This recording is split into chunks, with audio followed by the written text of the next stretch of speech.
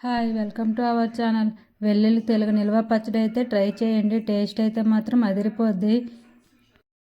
మనకి వేడి వేడి అన్నంలో ఇలా పచ్చడి వేసుకొని తింటే అదిరిపోద్ది కదా టేస్ట్. ఇదైతే చాలా ఈజీగా ఎలా చేసుకోవాలో చూసేయండి. ఇంక ఇది ఎలా తయారు చేసుకోవాలో చూసేయండి. ఇదిగోండి, ముందుగా అయితే వెల్లుల్లిని మొత్తం అయితే పొట్టేలా తీసి ఉంచుకోవాలి. ఇంకా నెక్స్ట్ ఏమో ఆవాలు అయితే మిక్సీ పట్టుకోండి. మనం వేయించాల్సిన అవసరం లేదు, పచ్చి ఆవాలనే మిక్సీ పట్టుకోండి. ఈ ఆవాలను అయితే మెత్తగా పౌడర్ చేసుకోండి. ఇంకా నెక్స్ట్ ఏం ఇలాగ మొత్తం వెల్లుల్లి అయితే ఇలాగ నీట్గా పొట్టు అయితే తీసుకోవాలి. ఇదిగోండి, మనకైతే వెల్లుల్లి అండ్ ఆవాల పొడి అయితే రెడీ అయిపోయింది కదా. ఇప్పుడైతే నెక్స్ట్ ప్రాసెస్ చూద్దాం. మనం ఈ పచ్చడి కోసం నువ్వుల నూనె అయినా లేదంటే పల్లీల నూనె అయినా తీసుకుంటే బాగుంటుంది. చాలా రోజుల వరకైతే నిల్వ ఉంటుంది. నేనైతే ఇక్కడ నువ్వుల నూనె తీసుకున్నాను. కొంచెం నువ్వుల నూనె వేసుకుని మనం పొట్టు తీసుకున్న వెల్లుల్లిని అయితే కొంచెం సేపు అయితే వేయించుకోండి. మరీ డీప్ ఫ్రై అవసరం లేదు, నార్మల్గా అయితే వేయించుకోవాలి ఆ పచ్చివాసన పోయే వరకు అయితే. ఈ విధంగా వేయించుకోవడం వల్ల మనకి వెల్లుల్లి ఘాటుగా ఉంటుంది కదా, ఆ ఘాటంతా పోయి మనం తినేటప్పుడు టేస్ట్ బాగుండటానికి ఇలా వేయించుకుంటూనే బాగుంటుంది. ఇంకా చింతపండును కూడా వేడి నీళ్ళలో వేసి కొంచెంసేపు అయితే నానేసుకొని ఇలా పేస్ట్ లాగా అయితే చేసుకోండి. మొత్తం చెత్త అంతా అయితే వడకట్టుకోవాలి. ఈలోగా మనకు వెల్లుల్లి కూడా వేగిపోయాయి. ఇవేమో ఒక ప్లేట్లోకి తీసుకొని పక్కనైతే పెట్టుకోండి. చల్లారిన తర్వాత మనం ఈ పచ్చడి అయితే కలుపుకోవాలి. నేను ఇక్కడ చింతపండు తీసుకున్నాను కదా, దీనికి బదులుగా మనం నిమ్మకాయలు కూడా యూజ్ చేసుకోవచ్చు.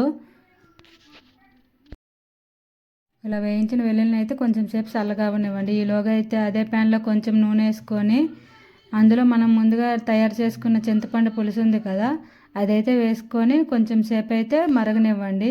ఆ పచ్చిదనం అంతా పోయే వరకు అయితే ఇలా ఉడకనివ్వాలి. మొత్తం చింతపండు అయితే ఆయిల్ మొత్తం ఇలా సెపరేట్ అయ్యే వరకు అయితే వేయించుకోవాలి. ఈ చింతపండు ఏమో ఇలా కలుపుతూ దగ్గరకైతే ఉడకనివ్వండి. మన నిమ్మకాయలు అయితే డైరెక్ట్గానే వేసుకోవచ్చు. ఇది చింతపండు కాబట్టి ఉడకపెడుతున్నా. ఇంకా ఈలోగా అయితే మనం మసాలా మొత్తం అయితే రెడీ చేసుకుందాము. ముందుగా ఒక గిన్నెలో మనం తయారు చేసుకున్న ఆవాల పొడిని అయితే వేసుకోండి. నెక్స్ట్ ఏమో మనకి ఇక్కడ 50 గ్రామ్స్ వరకు సాల్ట్ అయితే తీసుకోండి. ఇక్కడ నేను 1/2 కిలో వెల్లుల్లి తీసుకున్నాను కదా, దానికైతే ఈ సాల్ట్ సరిపోతుంది. ఇంకా కారం కూడా ఒక 50 గ్రామ్స్ అయితే వేసుకోండి.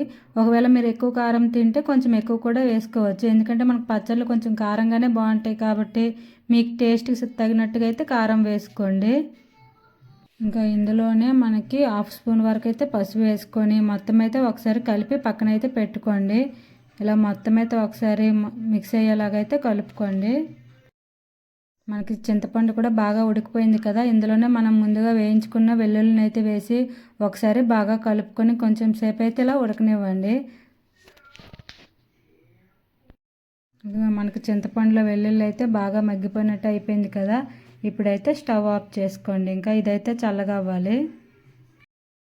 ఇది మొత్తం అయితే వేడిగా ఉన్నప్పుడు కలుపుకోకండి, ఎందుకంటే మనం ఇందులో ఆవాల పొడి వేసాం కదా, అదైతే చేదొస్తుంది. అందుకని ఇది చల్లారిన తర్వాత అయితే కలుపుకోవాలి. ఇంకా ఇందులోనే కొంచెం జీలకర్ర పొడి కూడా వేసుకోండి. నేను ఫస్ట్లో వేయడం మర్చిపోయాను, అందుకని ఇప్పుడైతే వేస్తున్నాను. ఇంకా నెక్స్ట్ ఏమో మనం ముందుగా కలిపి పెట్టుకున్న మసాలా ఉంది కదా, అది కూడా వేసుకొని ఒకసారి బాగా కలుపుకోండి. మొత్తం మనకు మిక్స్ అయ్యే వరకు అయితే ఒకసారి బాగా కలుపుకోండి. ఇది బాగా కలుపుకున్నాక పక్కనైతే పెట్టేసి దీనికైతే ఇప్పుడు మనం తాలింపు వేసుకోవాలి. ఇదిగోండి, ఇలా అయితే మొత్తం మిక్స్ చేసుకోండి. తాలింపు కోసమని వేరే ఒక ప్యాన్ పెట్టుకొని అందులో మనకి 1 గ్లాస్ వరకు అయితే నువ్వుల నూనె వేసుకోండి. ఇది మన పచ్చళ్ళకి నూనె ఎక్కువే పడుతుంది కాబట్టి నేనైతే ఇదిగోండి 1 గ్లాస్ అయితే నువ్వుల నూనె తీసుకున్నాను. ఇది బాగా వేడైన తర్వాత కొంచెం జీలకర్ర కొంచెం ఆవాలు అయితే వేసుకొని వేయించుకోండి. ఇది మనకి నువ్వుల నూనె కాబట్టి నొరగైతే ఇలా బాగా వస్తుంది. మనకు పల్లీల నూనె తీసుకున్నా కూడా ఇలాగే నొరగ వస్తుంది. కొంచెం అయితే సిమ్లో పెట్టుకొని ఇలా వేయించుకోండి, ఎందుకంటే నూనె లేదంటే పైకి వచ్చేస్తుంది. కొన్ని ఎండుమిరపకాయలు కూడా వేసుకొని బాగా వేయించుకోండి. ఇలా స్లోగా అయితే వేయించుకోవాలి. మనకు తాలింపు అది వేగిన తర్వాత కొంచెం కరివేపాకు కూడా వేసుకోండి. ఇది కూడా బాగా అయితే వేగాలి, ఎందుకంటే మనకు కొంచెం తడున్నా కూడా పచ్చడి అయితే పాడైపోతుంది కదా. ఇలా తాలింపు అయితే మొత్తం వేగినాక చల్లగా ఆరిన తర్వాత మనం పచ్చడిలో కలుపుకోవాలి. ఇలా వేడిగా ఉండేటప్పుడు అయితే కలుపుకోవద్దు. ఈ తాలింపు మొత్తం మనకు చల్లగా అయిన తర్వాత పచ్చడిలో అయితే కలుపుకోవాలి. మనకు తాలింపు అయితే ఇప్పుడు చల్లగా అయిపోయింది కదా, ఇప్పుడైతే మనం కలిపి పెట్టుకున్న పచ్చళ్ళు అయితే వేసి తాలింపుని మొత్తం అయితే ఒకసారి బాగా కలుపుకోండి. మనం ఇప్పుడు కలిపేటప్పుడు ఒకవేళ ఉప్పు కారం ఏమైనా సరిపోకపోతే కొంచెం అయితే వేసుకోండి. తర్వాత కూడా కావాలంటే సరిపోకపోతే వేసుకోవచ్చు.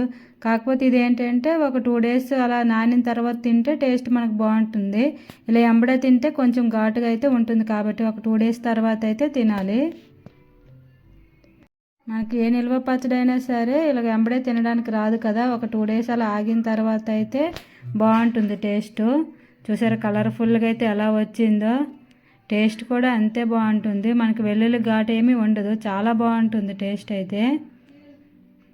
ఒకవేళ మనకు ఆయిల్ అయితే సరిపోయిపోయినా కూడా తర్వాత అయితే మళ్ళీ వేసుకోవచ్చు. కొంచెం వేడి చేసి చల్లారిన తర్వాత అయితే కలుపుకోండి. మనకు నానిన తర్వాత బాగా కనిపిస్తుంది. ఇప్పుడు 1 డే తర్వాత అయితే ఇదిగోండి మా పచ్చడి అయితే ఇలా ఉంది. చూసారా కలర్ఫుల్గా అయితే ఎలా కనిపిస్తుందో. టేస్ట్ కూడా చూసాం, చాలా బాగా వచ్చింది. ఇంకా మీకైతే ఎలా అనిపించిందో కామెంట్ చేయండి. ప్లీజ్ మా ఛానల్ అయితే సబ్స్క్రైబ్ చేసుకోండి. బాయ్.